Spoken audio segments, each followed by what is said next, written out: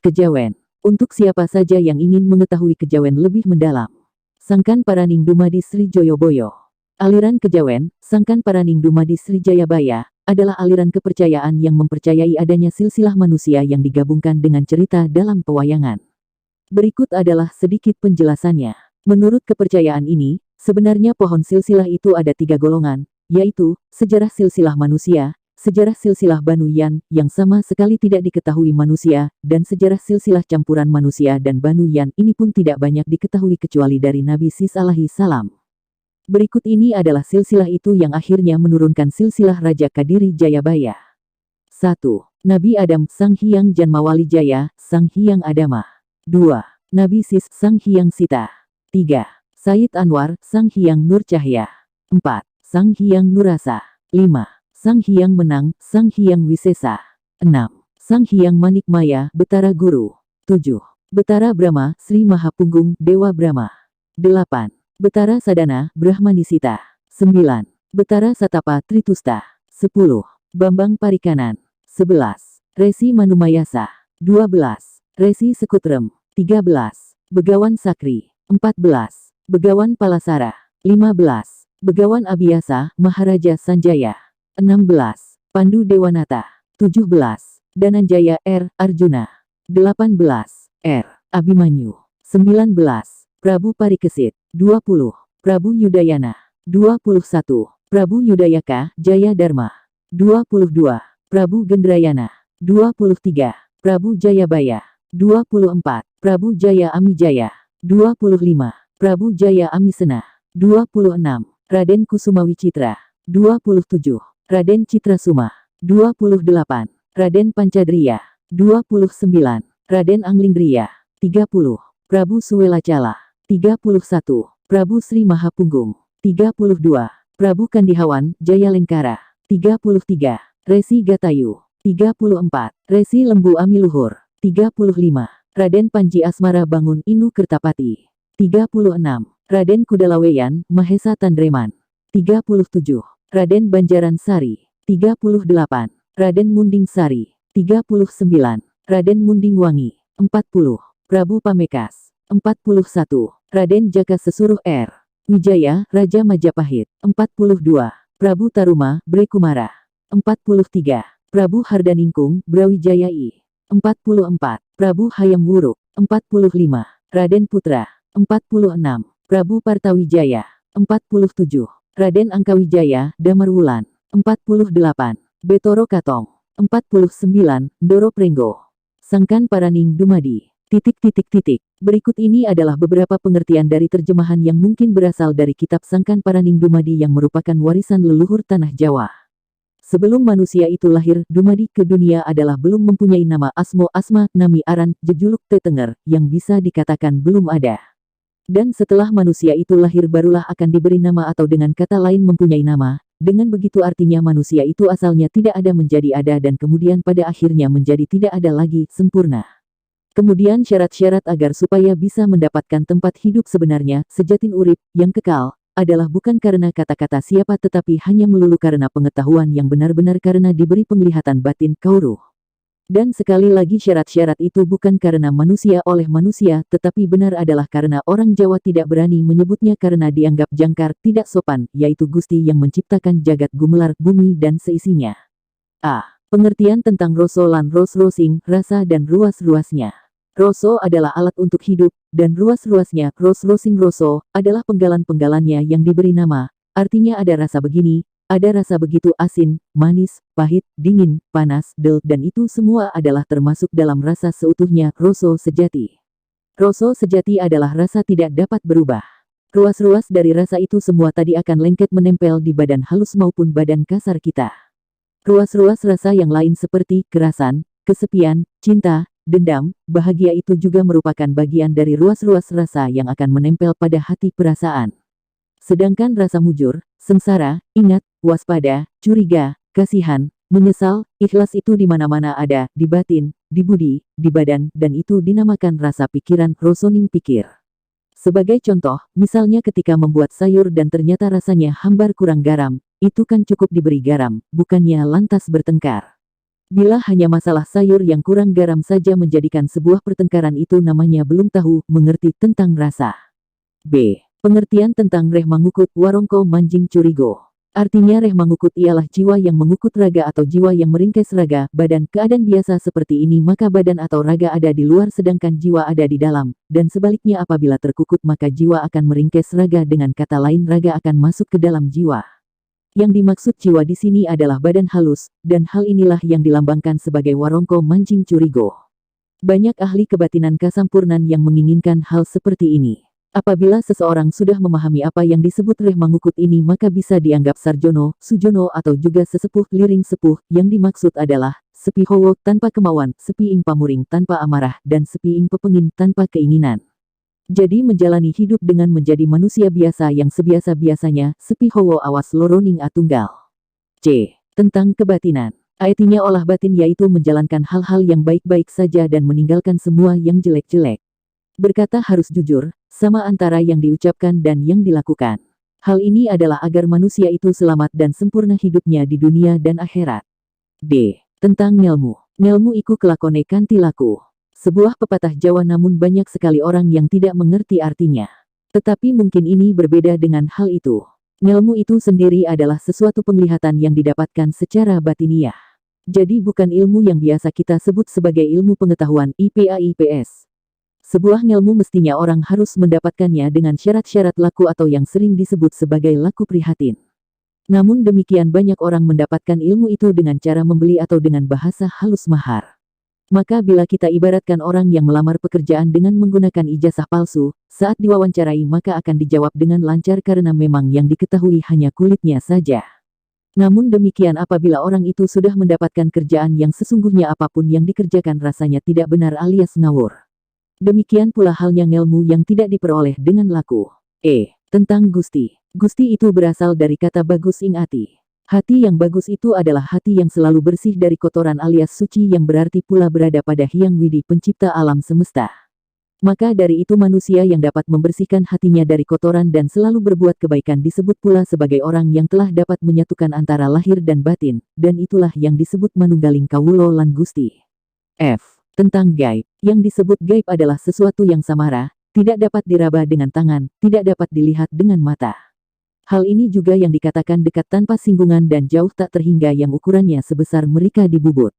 G. Pengertian tentang loro-loroning atunggal. Artinya dua tetapi satu, yaitu antara jiwa dan raga. Jiwa itu pengganti gusti dan raga pengganti kawulo, jadi bersatunya antara kawulo dan gusti, dan itulah yang disebut sebagai loro-loroning atunggal tadi dan benar-benar bersatu dan menyatu. Sedangkan teluning atunggal adalah bersemayam pada nama, jeneng, asmo, asma, nami, aran, juluk, tetenger, ingsun, aku, rogo, wadak, dan urip Allah. Sembah rogo adalah sembah yang dilakukan dengan raga, misalnya, sembahyang dan semedi. Sembah cipto kalbu adalah sembah dengan pikiran akal. Sembah jiwa adalah sembah dengan mental atau budi karakter. Yang terakhir sembah rasa adalah alat untuk hidup di mana selalu ada korban perasaan. H. Pengetahuan tentang angka 00 sampai dengan angka 20. Angka 00 artinya itu memberitahukan bila kosong, bersemayam pada anak kecil yang belum tahu apa-apa, wang-wung. Angka 11, siji, dari kata isin aji, tetapi bukan untuk barang-barang berharga seperti emas berlian tetapi ajining diri, yang berada pada orang-orang yang baik pribadinya yang akan dihormati oleh sesama. Maka dari itu angka 1 itu bersemayam pada gusti yang berasal dari kata bagusing ati yang menjadikan angka 1 berasal dari angka 0. Angka 2, loro, berada pada ayah dan ibu, yang bersemayam pada isi dunia yang selalu berpasangan, ada bahagia ada sedih, ada raga ada jiwa, ada siang ada malam, ada pria ada wanita, DCB. Angka 3, telu, adanya manusia yang selalu mempunyai sifat 3 perkara, hidup, rasa dan raga atau berkarya. Makan dan mati. Dan bagi rumah tangga ada bapak, ibu dan anak. Angka 4, papat, menurut kepercayaan Jawa manusia mempunyai 4 saudara, mutmainah putihnya air, amarah merahnya darah, supiah kuningnya angin, dan aluamah hitamnya tanah. Ongko 4 sama dengan papat dununge, manungso du sedulur papat, atau mungkin dapat juga diberi nama keblat papat. Angka 5, limo, berada pada keblat papat limo pancer, bersemayam bila dijabarkan maka terdapat pada jenazah dan 4 orang yang membawa, memikul keranda. Angka 6, nemtang berasal dari kata nemu, bersemayam pada sedulur papat limo pancer, yang keenam adalah bayangannya, dan bila diutarakan maka menjadi arah mata angin, timur, barat, utara, selatan, bawah dan atas. Angka 77 bersemayam pada 7 nama hari, Senin, Selasa, Rabu, Kamis, Jumat, Sabtu dan Minggu. Bisa juga dengan adanya rambut, kulit, daging, tulang, sumsum, urat dan darah. Angka 8 maksudnya jangan menghindar awal terhadap barang yang diperlukan, dan mestinya jangan lupa terhadap perbuatan yang baik tadi. Bersemayam pada windu 8 tahun atau wali wolu, di Jawa ada pemahaman wali yang benar hanya 8 orang. Angka 9 songo, pengertiannya adalah seorang bayi ada dalam kandungan selama 9 bulan, bersemayam pada wali wolu dengan penutup yang ke-9. Angka 10 terdiri dari angka 1 dan 0. Angka ini sudah memberikan sasmita kepada manusia, bahwa itu merupakan bersatunya antara Kawulo dan Gusti, yang bisa dikatakan sebagai pinjam-meminjam. Artinya hidup itu apabila tidak meminjam raga tidak dapat bergerak sedikit pun dan tidak berarti apa-apa, demikian pula raga apabila sudah tidak bernyawa mau apa lagi. Lebih sederhananya begini, angka 1 apabila tanpa angka 0 tidak bisa berbunyi 10. Angka 11 sewelas menjelmanya angka 11 ini adalah perlambang kepada kita ketika bapak ibu bersanding di pelaminan. Angka 12 rolas 1 artinya hidup. 2 artinya laki-laki perempuan yaitu bapak dan ibu yang diartikan sebagai rong elas rong iji sama dengan 2 buah. Hidup yang satu itu bersemayam ngerong pada 2 loro orang, yaitu bapak dan ibu. Angka 13 telulas artinya hidup itu menghidupi 3 perkara, manusia, hewan dan tumbuh-tumbuhan. Angka 14 artinya hidup itu mempunyai 4 unsur, air, api, udara dan tanah. Angka 15 artinya hidup itu menggunakan 5 macam alat yang disebut panca indera, telinga, mata, hidung, mulut dan lidah indera perasa termasuk kulit. Angka 16 artinya hidup itu terdiri dari 6 bagian, mutmainah, amarah, supiah, alwamah, bayangan dan badan kasar. Angka 17 pitulas artinya hidup sebagai manusia itu harus memiliki bulu, rambut, kulit, otot, daging, tulang, sumsum, urat, otot dan darah. Angka 18 wolulas artinya hidup itu harus menghidupi wali wolu, di samping menghidupi raganya juga keluhuran budinya, dan ini bisa dibuktikan sampai sekarang keharuman nama beliau masih terasa, banyak orang yang datang untuk berziarah ke makam beliaunya ini. Itulah contoh orang yang bisa mencapai hidup yang sebenarnya urip kang sejati. Angka 19 songolas artinya hidup itu harus menghidupi 9 jalan keluar, telinga, 2, mata, 2, hidung, 2, mulut, 1, anus, 1, dan kemaluan, 1. Angka 20 artinya hidup itu bersembunyi, ngerong, di dalam bapak dan ibu. 2 orang yang bisa dipakai untuk ngerong urip siji menjadi 2 tetapi 1 loro-loroning atunggal, dan itulah terjemahannya maka dari itu duduknya sepasang penganten di pelaminan itu bisa disebut sebagai sastro jendra hayuningrat. Sastro Jendro Hayuningrat, tulising Gusti Kang Ceto dumunung ono wujud ing manungso lanang lan wadon, mulo manungso bisa nenggayuh budi luhur, rahayuning wiwitan lan pungkasan, senajan manungso iku diwenangake duwe karep nggayuh donyo brono kudu manut marang krentek ke ati kang resik, biso ngomong urip kang suci, nuli biso sampurno lair lan batin. Sabda dari YME yang terang benderang ada pada manusia itu sendiri sebagai laki-laki dan perempuan. Maka dari itu apabila manusia mempunyai keinginan untuk berbudi luhur, selamat dari permulaan hingga akhir, meskipun manusia itu sudah digariskan untuk mempunyai keinginan kebendaan duniawi, namun demikian haruslah mengikuti hati kecil biasanya selalu jujur, yang bersih, sebisa mungkin mengemban hidup yang suci, dan nantinya akan bisa sempurna lahir dan batin. Pengertian tentang huruf Jawa. Huruf Jawa, dasar itu ada 20 macam, yaitu, Hono Koroko, Dotuso Wolo, Podojo Yonyo dan Mogo Boto Njio. Ke-20 macam huruf ini mempunyai sifat masing-masing yang bila diterjemahkan adalah sebagai jari-jari manusia, dan masing-masing mempunyai arti sendiri-sendiri.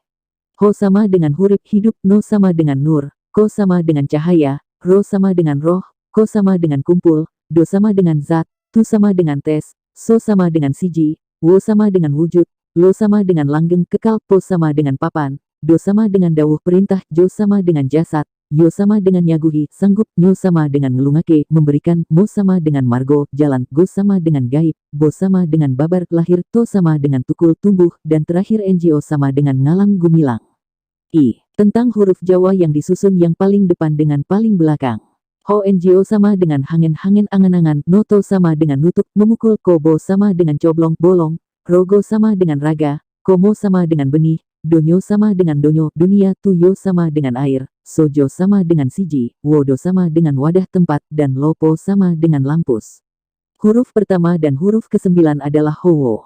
Howo adalah udara, dan sifat ini ada pada laki-laki karena laki-laki mempunyai lobang jumlah 9. Dan apabila 20 dikurangi 9, 9 akan ada 11. 11 sifat itu ada pada wanita karena wanita mempunyai 11 lobang, selisih 2 dengan laki-laki yaitu pada puting susu. J. Pengertian tentang hawa nafsu. Hawa artinya angkara murka, nafsu adalah daya kekuatan.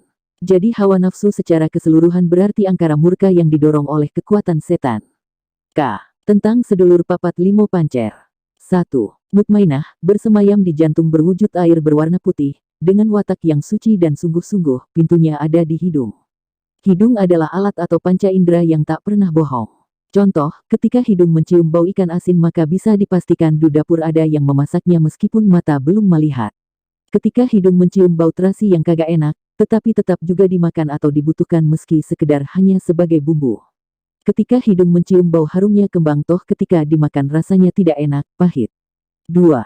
Amarah, bersemayam di empedu, berwarna merah dan berwatak keras, angkara murka, dan pintunya ada di telinga. Keterangannya, manusia bisa merasakan baik dan buruk karena mempunyai telinga, dan ketika mempunyai keinginan yang jahat atau yang baik maka itu karena darah yang berwarna merah. Darah itulah yang menyebabkan manusia bisa berbuat sesuatu, dan manusia tanpa darah yang berwarna merah itu maka dunia ini akan sepi dan tidak akan seperti sekarang ini. 3. Supiah, bersemayam di lubang tali plasenta, wudel, berwujud angin yang berwarna kuning, berwatak mengumbar hawa nafsu, mau menangnya sendiri, pintunya ada di mata. Maka dari itu mata bisa dikatakan lanange jagat yang paling berkuasa. Mata dipakai untuk melihat semua hal yang tergelar, maka manusia mempunyai keinginan karena mata melihat. Supiah pintunya ada di mata tetapi berwujud angin kuning yang akan keluar dari hidung. 4. Aluamah, bersemayam di lambung yaitu tempat menyimpan makanan, kalau usus merupakan tempat kotoran. Aluamah berwujud tanah yang berwarna hitam, mempunyai kesenangan untuk merasakan makanan yang enak-enak, maunya hanya senang dan enak. Pintunya ada di mulut, maka dari itu bisa celaka karena kata-kata yang keluar dari mulut sendiri. Mulut yang dalam bahasa Jawa cangkem mempunyai arti cancangen supaya mingkem, ikatlah agar tertutup. Kata-kata yang baik maupun buruk asalnya sama saja maka akan lebih baik jika mulut digunakan untuk berkata-kata yang baik-baik saja. Diam adalah emas. 5. Pelengkap agar menjadi 5 adalah hidup, yaitu yang menghidupi 4 perkara yang di atas tadi. Atau yang disebut sedulur papat kalimo pancer, ya hidup itu adalah pancernya. Jadi mutmainah, amarah, supiah dan alumah semua dipinyai oleh hidup. L. Keblat papat 4, 5 pancer dalam keseharian. Manusia mempunyai tangan kanan, tangan kiri, kaki kanan, kaki kiri dan yang kelima adalah teluning atunggal, yaitu Baitul Makmur, Baitul Mukarom dan Baitul Mukodas. M. Bibit dumadi. 1. Bayi umur sebulan dilambangkan dengan huruf Jo, disebut nukat gaib, airnya nurmani, laut berupa layar putih, bangunannya kumalah yang berarti juga riris tangis. 2. Bayi umur 2 bulan dilambangkan dengan huruf Yo, disebut koat gaib, airnya nur buat, lautnya rantai yang disebut juga kismo jati. 3. Bayi umur 3 bulan dilambangkan dengan huruf Nyo, disebut rijalolah gaib, airnya nur roso, lautnya kumolah, yang berarti juga hiang widi. 4. Bayi berumur 4 bulan dilambangkan dengan huruf Mo, disebut rikmo jati. Airnya nur kumoro jati, lautnya bindari suci yang disebut juga sang hiang aji. 5. Bayi berumur 5 bulan dilambangkan dengan huruf Go, disebut Jokumolo, airnya Nur Kismoyo, lautnya Imoloyo, yang disebut juga Sang Hyang Brahma yang berwujud sedulur limo. 6. Bayi berumur 6 bulan dilambangkan dengan huruf Bo, disebut Roso Hendromoyo, airnya Nur Cahyo, lautnya Kumorodanu, yang disebut sebagai Manu Maningkem Manunggale Kawulo lan Gusti dengan wujud rasa yang 6 itu. 7. Bayi berumur 7 bulan dilambangkan dengan huruf To, disebut Waringin Sungsang, airnya Tali Roso, lautnya Madunirmolo, yang berarti Heru Seto Jinggo Moyo Jati. Berwujud air ketuban dan ari-ari. 8. Bayi berumur 8 bulan dilambangkan dengan huruf NGO, disebut Mayang Kumorosari, airnya Manik Gito, lautnya Cupu Purbo Miseso yang disebut juga Jono Loko Jati, berwujud kakak tertua dan si bontot. 9. Bayi berumur 9 bulan dilambangkan dengan huruf Wo, disebut Hendro Loko Jati, airnya Nur Tirtomoyo, lautnya tak bertepi yang disebut pula Sastro Jendro Hayuningrat dengan wujud sadat tanpa sabdu.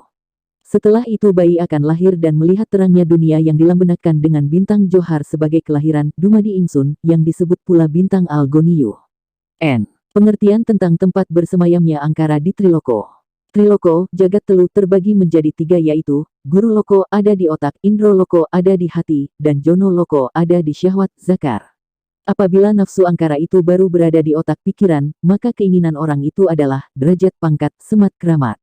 Bila nafsu angkara itu berada di Indro Loko panca indera, maka orang itu akan mempunyai keinginan untuk menjadi yang paling unggul, paling kuat menange dewe. Dan ketika nafsu angkara itu berada di syahwat maka bisa dipastikan orang itu mempunyai tenaga yang super, sangat kuat. Dan yang terakhir apabila ketiga nafsu itu menyerang bersama-sama pada manusia, maka bisa diibaratkan manusia itu hidup dengan memelihara Dosomuko, seorang tokoh jahat dalam cerita Ramayana. Artinya kita semua akan merugi karena tidak akan bisa menerima wahyu, wangsit pepadanging Gusti, dan tentunya akan menjadi penghalang dalam menjalani kehidupan ini. Dan inilah yang bisa terjadi apabila manusia itu mencari ngelmu tanpa laku. Ada pepatah Jawa, ngelmu iku kalakone kanthi laku. Oh, sempurnanya Dumadi. Manusia itu harus dapat mengetahui keberadaan Tirto Pawitro Mahening suci, air kehidupan yang bersih dan suci. Di mana sebenarnya itu berada dalam diri sendiri masing-masing. Dengan cara harus menempuh jalan Lakyono Yo, mati di dalam hidup, dan harus juga menengok ke alam Lokantoro Antoro sama dengan batas, yaitu perbatasan antara alam halus dan alam kasar. Maka di sana akan kita jumpai perwujudan yang menyerupai gumuk rumah rayap yang membesar Tawon Golek Jumono, yaitu perwujudan dari saudara kita yang disebut Kawah Ari-Ari Air Ketuban. Golek Jumono yaitu suatu perlengkapan hidup manusia, di sana akan dijumpai persimpangan jalan perempatan yang merupakan wujud dari 4 cahaya. Cahaya berwarna merah adalah sumber amarah. Cahaya berwarna kuning adalah sumber kesenangan. Cahaya berwarna putih adalah sumber kesucian. Cahaya berwarna hitam adalah sumber kekuatan energi. Dan apabila nanti manusia itu kembali kepada Gusti maka harus tetap memilih jalan suci, artinya akan dapat kembali kepada Gusti yang Maha Suci.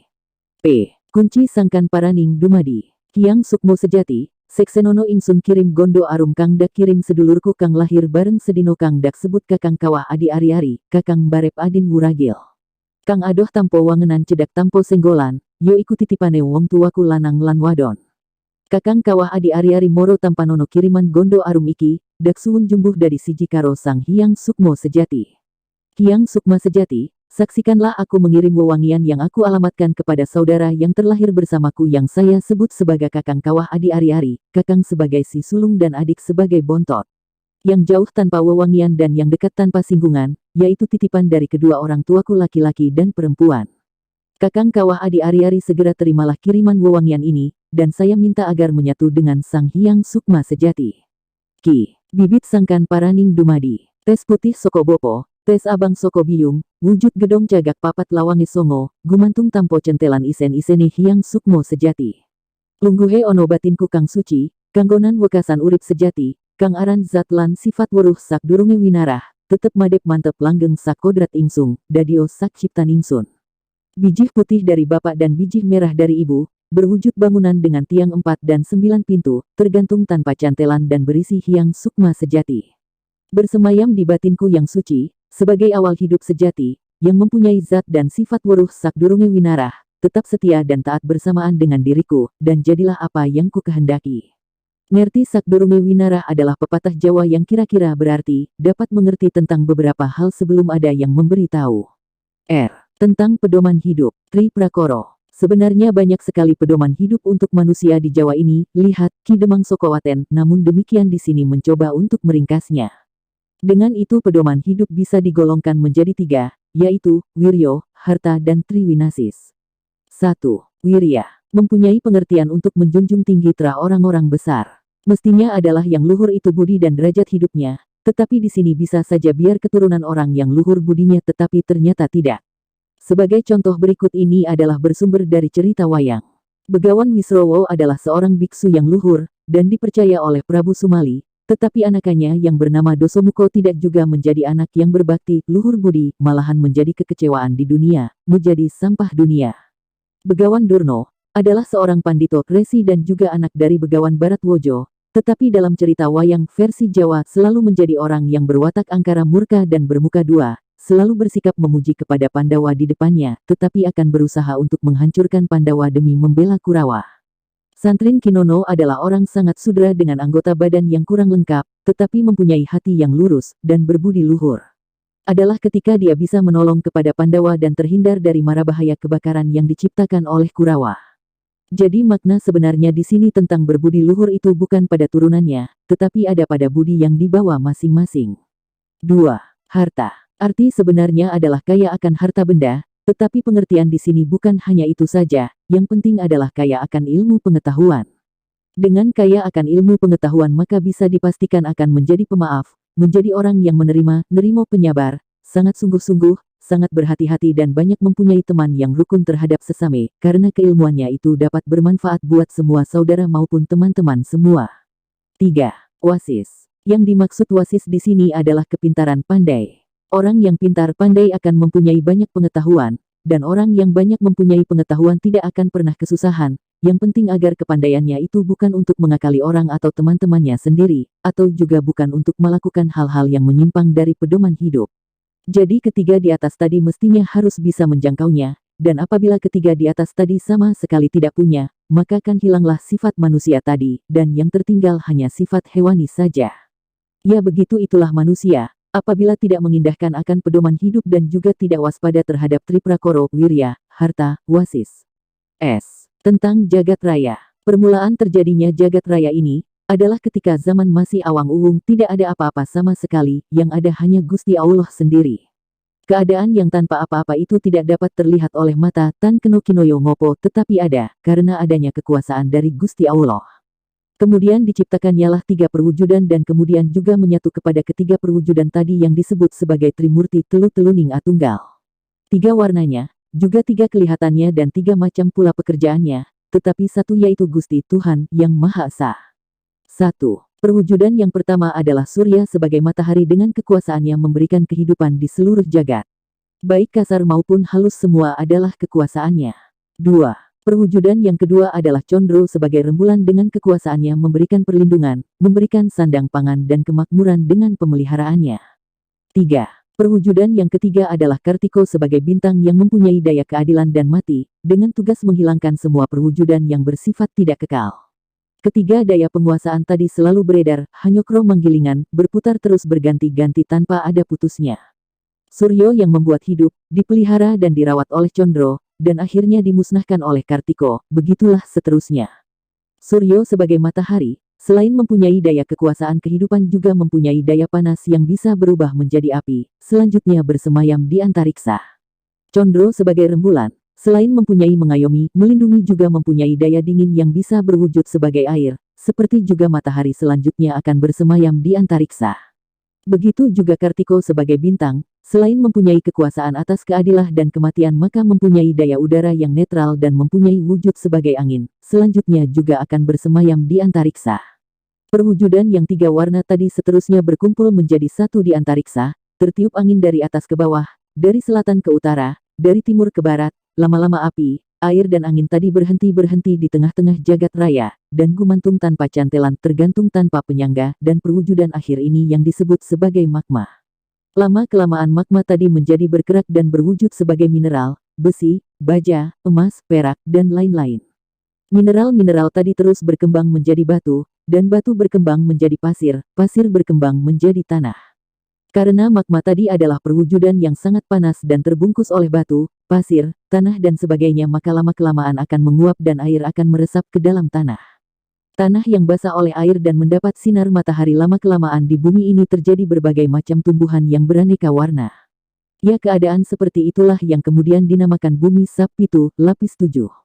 Magma, mineral, batu, pasir, tanah, air dan tumbuh-tumbuhan. Dan bumi sendiri itu mempunyai cahaya yang berwarna hitam. Itu semua tadi adalah asal-usul jagat raya, jagat agung ini. Dan berputarnya bumi itu diatur oleh kekuasaan surya maka kemudian dinamakan tata surya. Dan secara lengkap alam semesta ini mempunyai 4 macam cahaya, yang masing-masing berwarna, merah dari surya, kuning dari Condro, putih dari Kartiko, dan hitam dari bumi. Tetapi karena dari keempat tadi hanya cahaya hitam yang tidak tampak dan tidak bisa memancar, maka cahaya merah, kuning dan putih akan memancarkan cahayanya ke bumi, dan inilah Dumadin Jagat Agung, Sangkan Paraning Dumadi. Tentang asal-usul Jagat Alit Buaono Setro, Badan Kasar. Pada uraian di atas tentang terjadinya Jagat Agung, sudah dipahami bahwa bumi berasal dari api yang cahayanya merah dengan daya panas, dari air yang cahayanya kuning dan punya daya dingin, serta angin yang cahayanya putih dan bersifat netral. Berkumpulnya api, air dan angin tadi akan menjadi magma, yaitu pusat bumi yang dapat memberikan wadah sebagai bumi lapis 7.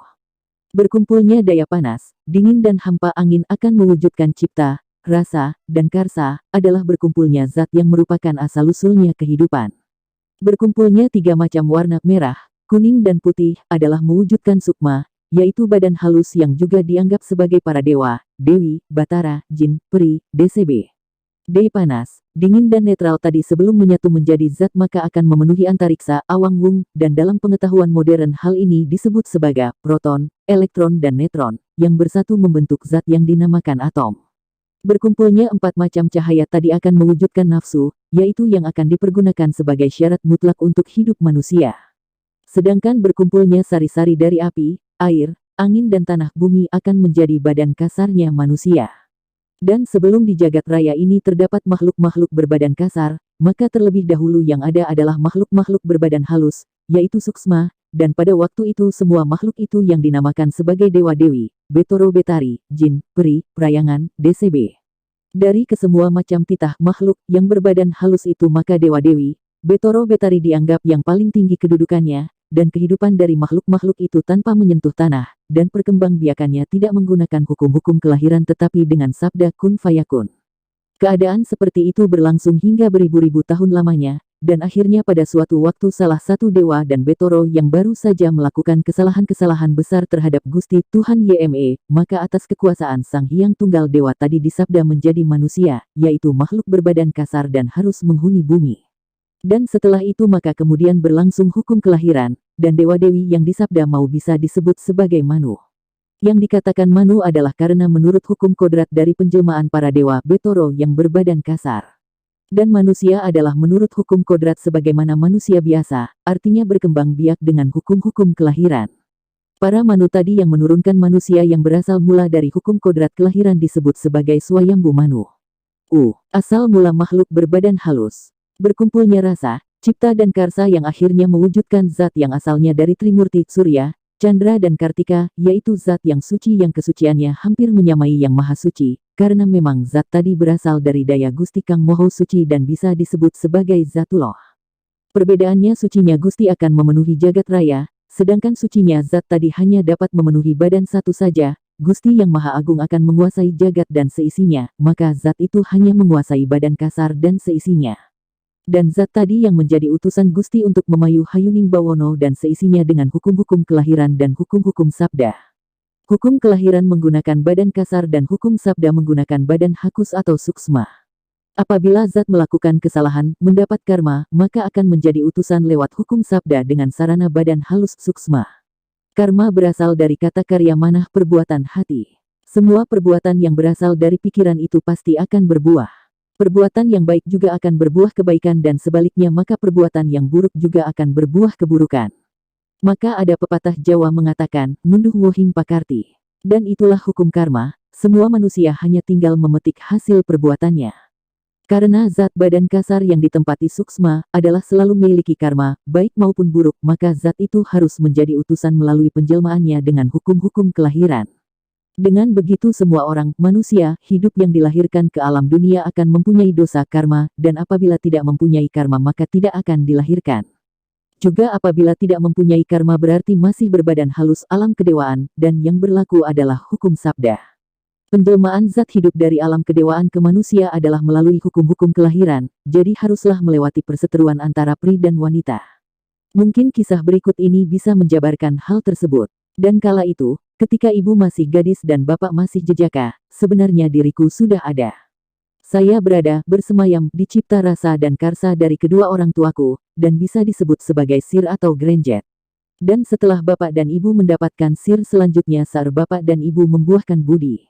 Dan setelah itu bapak dan ibu menabur benih budi dan disemayamkan di Jonoloko yang disebut Guwo Garbo Kandungan. Saya keluar dengan warna putih suci yang bisul dari warna cahaya merah, kuning dan putih, yaitulah yang disebut air mani sperma wadi, suksmo, roso, zat yang maha suci. Telu Nea Tunggal, yaitulah saya hidup kekal yang tidak mati, yaitu zat dari Gusti yang maha suci, dan akan membangun badan kasar di dalam Guwo Garbo Ibu, sebagai rumahku untuk hidup di alam raya untuk menjalankan kewajiban hidup sebagai utusan dari Gusti yang maha kuasa. Aku di dalam kandungan ketika berumur sebulan di dalam membentuk badan kasar itu, maka ibuku terus berhenti tidak datang bulan kemudian ibu akan selamatan bubur suro.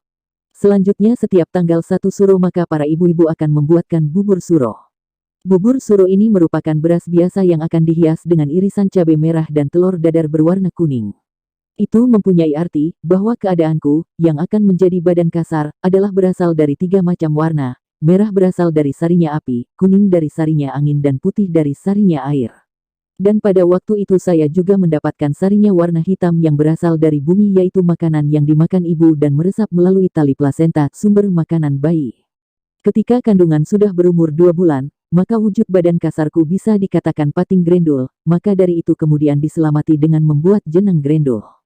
Jenang grendul ini juga dinamakan jenang sapar atau saparan. Ketika kandungan sudah berumur 3 bulan, maka badan sudah berwujud. Maka sudah ada bagian kepala, bagian perut, bagian tangan, bagian kaki, bagian mata, bagian telinga, bagian hidung dan bahkan bagian kelamin sudah ada. Dan maka dari itu ketiga, tempat sudah terbentuk juga yang disebut Giriloko, Indroloko dan Jonoloko. Maka dari itu kemudian dibuatkan selamatan telonan yang berarti, kadaton yang 3 tempat itu sudah jadi, yaitu sebagai arah atas, tengah dan bawah otak, hati dan kelamin. Lama setelah kandungan menginjak umur 7 bulan, maka rumah yang dibilang Cagak Papat Lawang Songo sudah jadi dan komplit dengan segala ornamennya, tulang, sumsum, urat, darah, otot, kulit dan rambut bulu. Maka dari itu kemudian dibuatkan tanda dengan selamatan 7 bulanan mitoni, lingkepan, yang mempunyai arti bahwa rumah yang 7 warna atau bumi yang 7 lapis itu sudah lengkap, yang keseluruhan berbunyi, bumi lapis pitu Cagak Papat Lawang Songo. Kandungan umur 9 bulan adalah sudah waktunya untuk lahir, merocot, maka dibuatkan selamatan berupa, bubur procot, kue apam dan pisang. Selamatan tadi disebut dengan procotan lan megengan. Procotan yang mengandung arti agar kelahiranku kelak akan mudah tanpa suatu halangan apapun, dan megeng adalah ketika saya akan lahir ke dunia keluar dari perut ibu, maka ibu akan megeng, meregang napas, dan selanjutnya setiap tanggal 1 Poso akan diadakan selamatan megengan. Hidup yang ada di badan kasar ini adalah bersemayam di telenging hati pusat hati, ada yang mengatakan hati kecil yang mempunyai kekuasaan untuk membuat baik atau buruk bangunan rumah itu, jagat cilik. Dan setelah itu maka setiap 1 Syawal kan dibuatkan sego punar yang dinamakan Syawalan. Artinya, saya sudah terpisah dari badan ibu, Guwo Garbo, kandungan, menjadi utusan Gusti dan berkewajiban menjalankan hidup di alam raya ini. Mulai dari awal kandungan hingga hari kelahiran ibu juga masih mempunyai kekuasaan untuk menyelamatkan badan kasar, dan begitu juga saya masih berkuasa dalam Trimurti. Dan setelah 5 hari sepasaran kekuasaan yang ada di Giriloko akan pindah ke sedulur papat limo pancer, yang berasal dari cahaya yang 4 macam itu. Mereka akan bersemayam di telinga, hidung dan mulut, dan menguasai 7 pintu, maka kemudian disebutkan sebagai 7 hari. Mereka mempunyai 5 kekuasaan yang disebut sebagai panca indera, yaitu indera pendengar, indera penglihat, indera pencium, indera pengucap dan indera perasa. Dan disebut sebagai pasaran limo. Setelah masuk ke dalam kedaton roso, rasa, yang ada di indera loka dan bersemayam di hati sanubari. Umur 35 hari selapanan, di mana misalnya lahir hari Jumat dan pasaran legi maka hari itu adalah sama kemudian dibuatkan selamatan selapanan. Mempunyai arti bahwa kekuasaanku yang kedaton ketiga itu sudah diambil alih selapi oleh sedulur papat limo pancer. Seorang anak yang sudah berumur 105 hari 3 selapanan akan dibuatkan selamatan nasi tumpeng yang diberi nama telung lapan. Ini mempunyai arti bahwa kekuasaan yang telu Nea Tunggal cipta, rasa dan karsa sudah dikuasai oleh panca indera.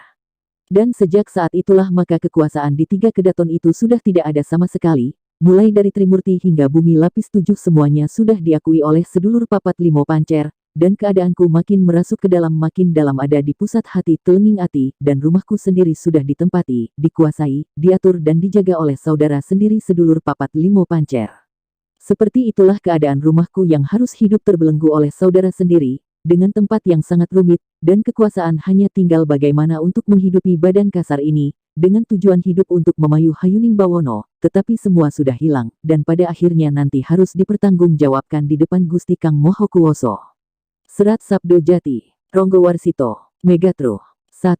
Hauya pegat mudia ronging budiayu, margane suka basuki, dimen luar kang kinayun kalising panggawe sisip ingkang taberi prihatos.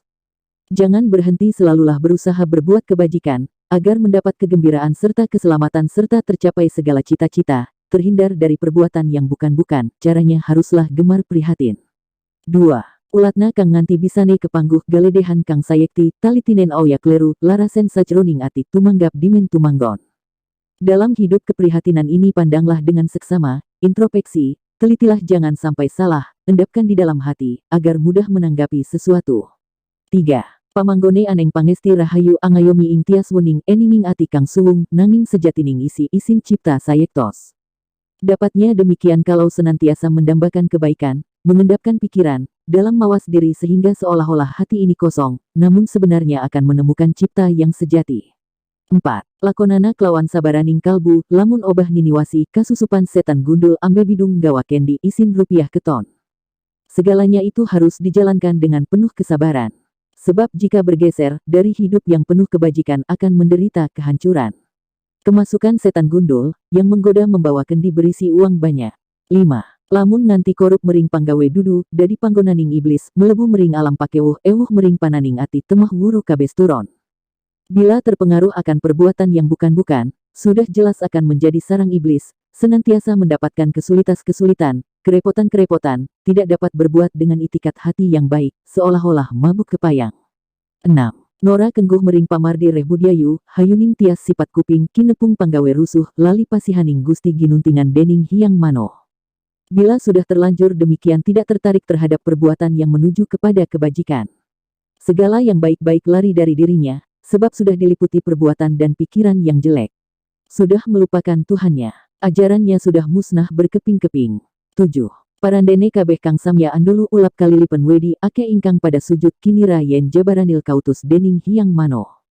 Namun demikian yang melihat, bagaikan matanya kemasukan pasir, tidak dapat membedakan yang baik dan yang jahat, sehingga yang jahat disukai dianggap utusan Tuhan. 8. Yen kang uning marang sejatining dawuh kewuhan sajroning ati, yen tiniru ora urus uripe kaesi-esi, yen niruwa dadi asor.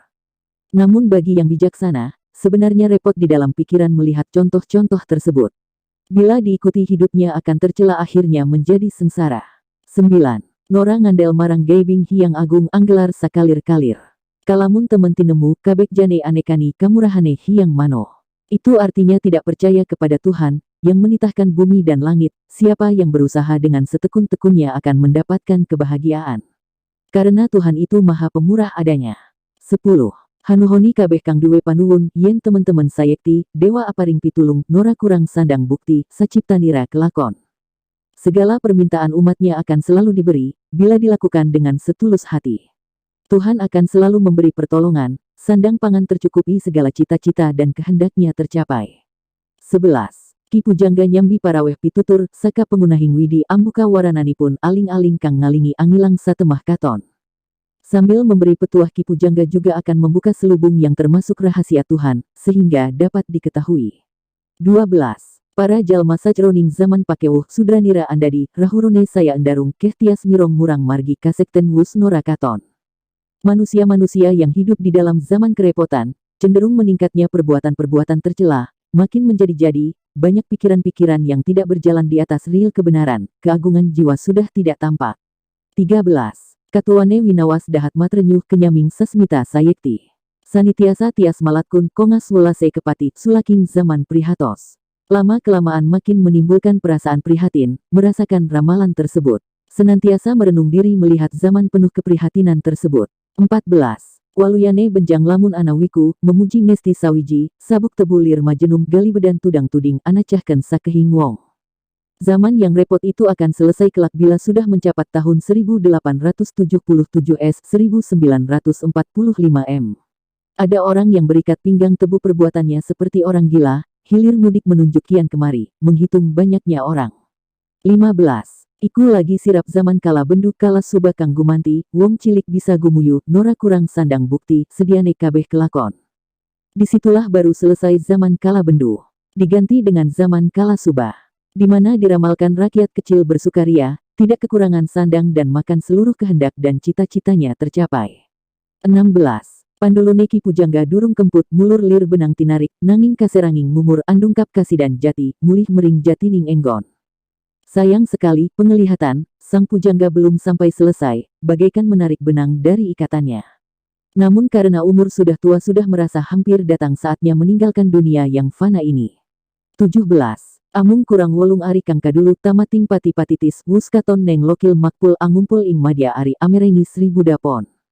Yang terlihat hanya kurang 8 hari lagi, sudah sampai waktunya kembali menghadap Tuhannya. Tepatnya pada hari Rabu Pon. 18. Tanggal kaping 5 antarane luhur selaning tahun Jimakir taluhu marjayang janggur sengara winduning pati netepi ngumpul sak enggon. Tanggal 5 bulan Sela Dulkangidah tahun Jimakir wuku tolu windu sengara. Kira-kira waktu lohor, itulah saat yang ditentukan sang pujangga kembali menghadap Tuhan tanggal 24 Desember tahun 1873. 19. Cinitra Ribuda Kaping Wolulikur Sawal ing tahun Jimakir Candraning Warsa Pinetung Sembah Mekswa Pejangga Jiki Pujangga pamit layoti. Dari sananya memang tidak diterjemahkan. Ref. URL